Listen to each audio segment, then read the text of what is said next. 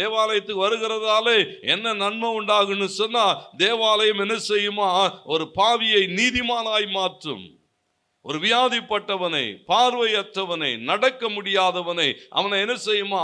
நடக்கிறவனாக மாற்றும், பார்க்கிறவனாக மாற்றும். ஆண்டவருக்கு மகிமை உண்டாகட்டும். கர்த்தர் தம்முடைய பிள்ளைகளுடைய வாழ்விலே அற்புதங்களை செய்கிறவராய் தேவாலயத்திலே உலாவிக் கொண்டு இருக்கிறார். ஒவ்வொரு நாளும் சுற்றி பார்த்து கொண்டே இருக்கிறார். அவர் அப்படி சுற்றி பார்த்து கொண்டு இருக்கிற போது வேதம் சொல்லுகிறது, 18 வருஷமா எவ்வளவேனும் நிமிர முடியாத ஒரு கூனி தேவாலயத்திலே இருக்கிறாள். கர்த்தர் அவளை என்ன செய்தாரா? நிமிர வைத்தார் என்று எழுதப்பட்டிருக்கிறது. கை சூம்பி போன ஒரு மனிதன் இருந்தான், அவனை குணமாக்கினார் என்று ஏன்னா தேவனுடைய ஆலயம் தம்முடைய பிள்ளைகளுடைய வாழ்விலே நன்மைகளை கொண்டு வரும். எசேயா தீர்க்கதரிசன புத்தகம் 66ஆம் அதிகாரத்தை எடுத்து வாசித்து பாருங்க. ஆண்டவர் சொன்னார், வானம் என் சிங்காசனம், பூமி என் பாதபடி, நீங்கள் எனக்கு கட்டுகிற ஆலயம் எப்படிப்பட்டது என்று சொல்லி ஆலயத்தை குறித்த காரியங்களை பேசுகிற போது 5வது வசனத்திலே சொல்லுகிறார், கர்த்தருடைய வசனத்துக்கு நடுங்குகிறவர்களே அவருடைய வார்த்தையை கேளுங்கள். கவனிங்க, நாமத்து நிமித்தம் உங்களை பகைத்து உங்களை அப்புறப்படுத்துகிற உங்கள் சகோதரர் கர்த்தர் மகிமைப்படுவாராக என்கிறார்களே. நல்ல, அவர் உங்களுக்கு சந்தோஷம் உண்டாகும்படி காணப்படுவார், உங்களை பகைக்கிறவர்கள் வெட்கப்பட்டு போவான்.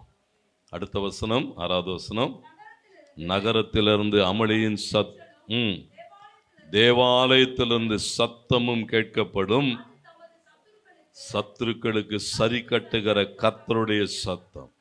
தேவனுடைய ஆலயத்திலிருந்து ஒரு சத்தம் வருமா? என்ன சத்தம்? உங்களை பகைக்கிறவர்கள், உங்களை எதிர்க்கிறவர்கள், உங்களுக்கு விரோதமாய் பேசுகிறவர்கள், உங்களை தூஷிக்கிறவர்கள் எல்லாம் வெட்கப்பட்டு போகும்படியாய் கர்த்தர் உங்கள் சத்துருக்களுக்கு என்ன செய்வாரா?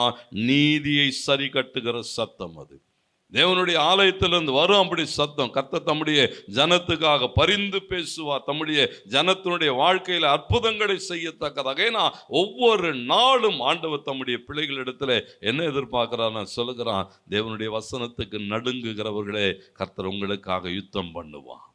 தேவனுடைய ஆலயத்திலிருந்து தேவன் தம்முடைய ஜனங்களுக்காக அவர் பரிந்து பேசுகிற சத்தம் தொனிக்கும். ஏன்னா கர்த்தருடைய ஆலயம் ஒவ்வொரு நாளும் என்ன செய்யுமா?